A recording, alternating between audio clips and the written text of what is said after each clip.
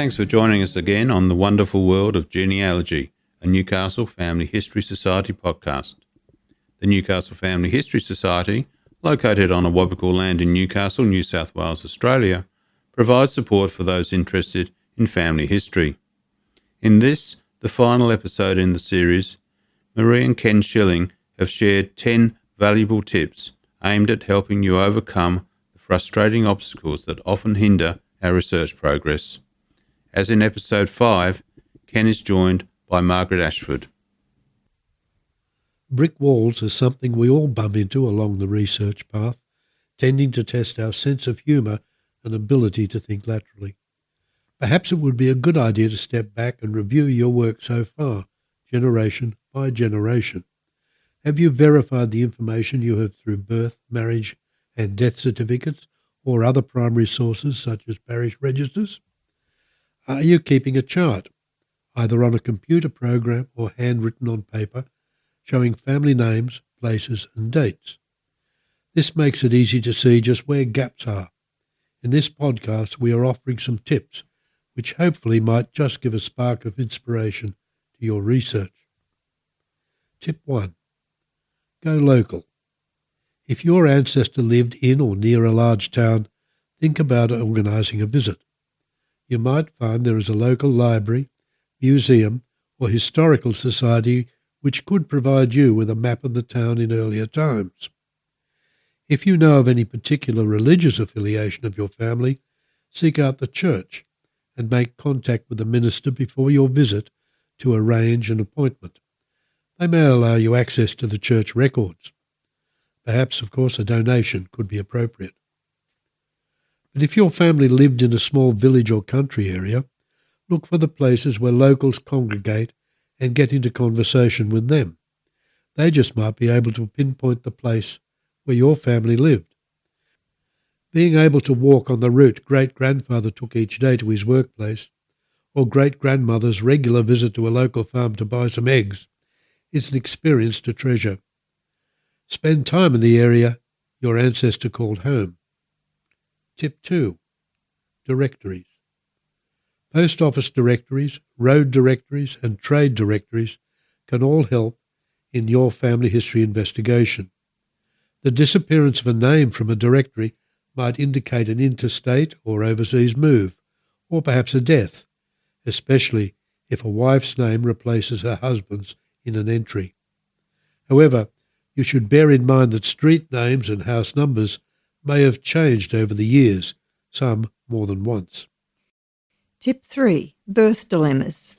If you can't find an ancestor around the time they were supposedly born, extend the time parameters. Registration may have been delayed for any number of reasons. Sometimes parents didn't get around to registering the birth of their child within the statutory 6-week period.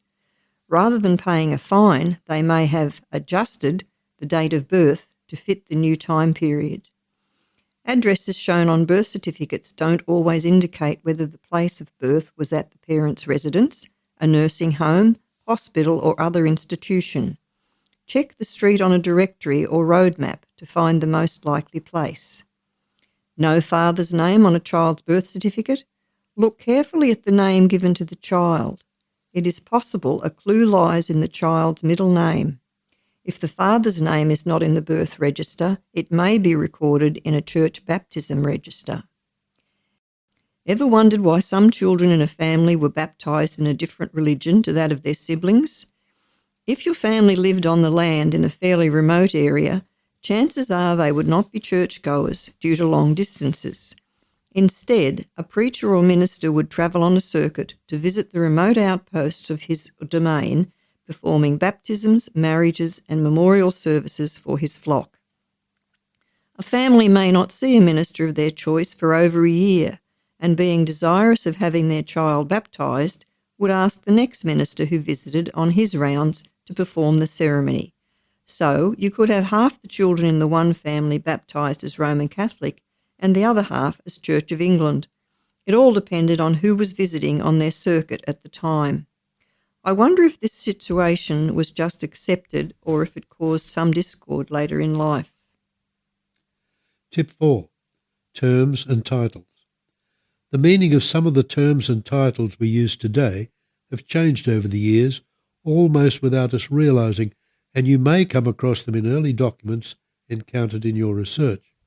Taking two as examples, the term in-law in years past sometimes meant the same as today's step, and the use of cousin could mean any person of kin rather than a precise relation, much like the Australian Indigenous people's use of auntie and uncle. Our second example is the use of the titles Miss or Mrs. They have not always been used as we use them today. The title was sometimes given to a senior servant, such as a housekeeper, whether they were married or not, and some single women in business used the title supposedly to add prestige to their endeavours. This could lead you on a merry chase for a non-existent marriage. You might also come across the terms granny or mistress, which were bestowed upon elderly women in some older records. These terms do not mean that they were definitely married or that they had children. Tip 5. The common name problem.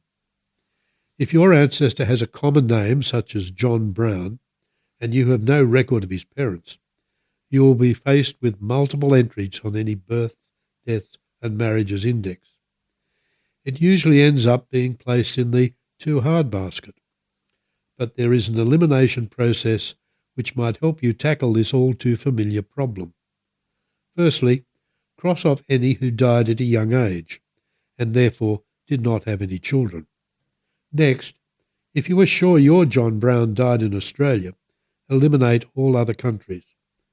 Follow this up with a more localised elimination of states, other than the one you think might be applicable. Now you have a more manageable list. Your next step would be to check any local newspapers for obituary notices or funeral notices. If a notice appears that does not contain any names you recognise, then eliminate that one. Don't be tempted to eliminate a notice because the place is wrong. A person might die in one place, having lived in another, and be buried in a third place, just so relatives could care for their graves. An example of this is found in Robert Westaway's story. He lived for most of his life in Maitland, but moved to his son's residence in Greta just before he died. However, as Robert's son was not a well man, he deferred to the rest of his younger siblings, who organised a burial for Robert in Rookwood Cemetery, Sydney. Another trap for young players would be if they were tempted to eliminate a funeral notice because my John Brown never married the woman mentioned in the notice. Can you be sure about that? We would not be surprised if the death of a young mother left a grieving father and children, nor would we be surprised if shortly after records held a second marriage for the father, who needed a mother figure for his children. However, suddenly coming across a notice at a very much later date indicating there was a connection between your John Brown and this other woman would definitely be a surprise and would warrant further investigation before being eliminated. Hopefully the name of Brown will not be such a problem in the future. Tip 6. A fallacy. Only the rich left wills. This is not right. While many of the so-called rich class did leave wills, records show everyone from working-class people to agricultural labourers did so as well. It is worth checking out the probate packets for your family's name. These are held at Western Sydney Record Centre, Kingswood, and contain the will and any documentation related to the granting of probate. Simply search the main index on the State Archives and Records Authority website using the deceased's name. If you find a likely record, note the packet number. You can then arrange to view the document at the reading room in Kingswood or order a hard copy to be sent to you for a fee. Please note the State Records and Archives Authority index for probate packets only covers from 1817 to 1890 and part of 1890 to 1985. Tip 7. Starting your family story. What a great idea. One thing to keep in mind is that there is no right or wrong way of doing this. Each family story will be unique.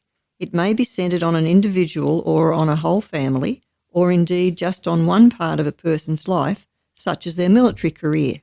The choice is yours. But before you put pen to paper or finger to keyboard, have an idea who you are writing for. Is it just for yourself or maybe your grandchildren? You might even be thinking of a professional publication.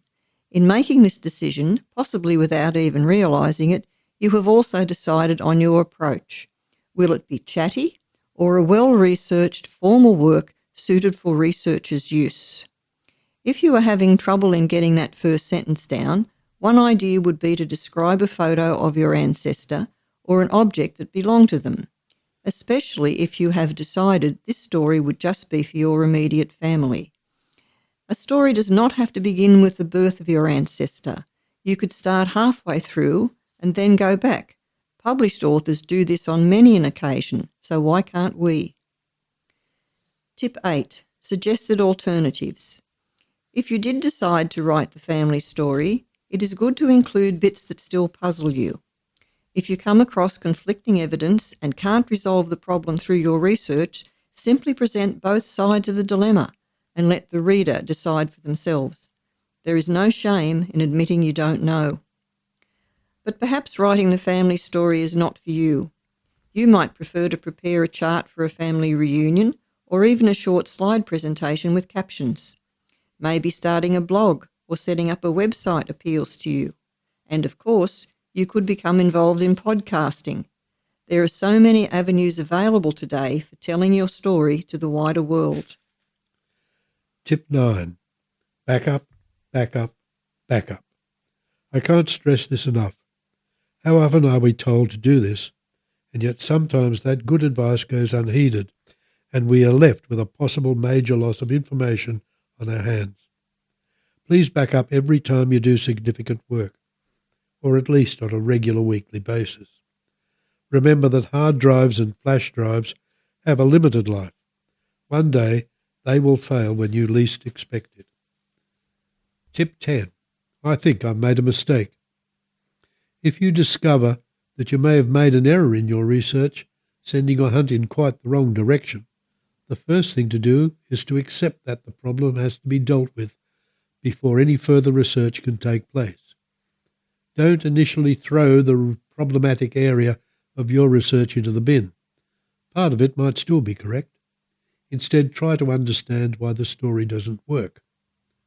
Look closely at your research, beginning at the start of the problem section and working through to find where an error could have occurred. Read carefully until you get the feeling something's wrong here.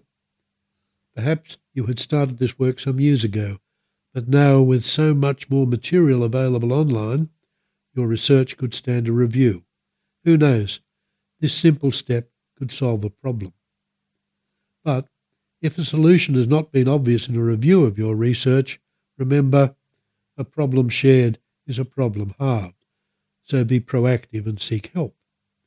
Try online forums or family history societies.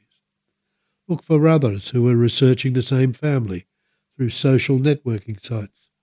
Explain your problem and offer to share any information with them that they might not have. Sometimes it pays to take a break from that family for a short time and concentrate elsewhere on your family tree. The more experience you gain, the more you'll bring back to your problem at a later date. We will leave this set of podcasts with 2 thoughts for you. 1, never let a setback become a full stop. And 2, remember, your family history is never really finished. Thank you. Maree Shilling has been a most enthusiastic contributor to this podcast initiative, and her wealth of knowledge and expertise will be sorely missed. We sincerely thank Maree and Ken for such an interesting array of podcasts in this series. I'm sure that both novice and seasoned family historians will have found them most valuable. For more local and family history related topics, you can visit our website www.nfhs.org.au, search us up on Facebook, or follow us on Newcastle Family History Society Podcasts.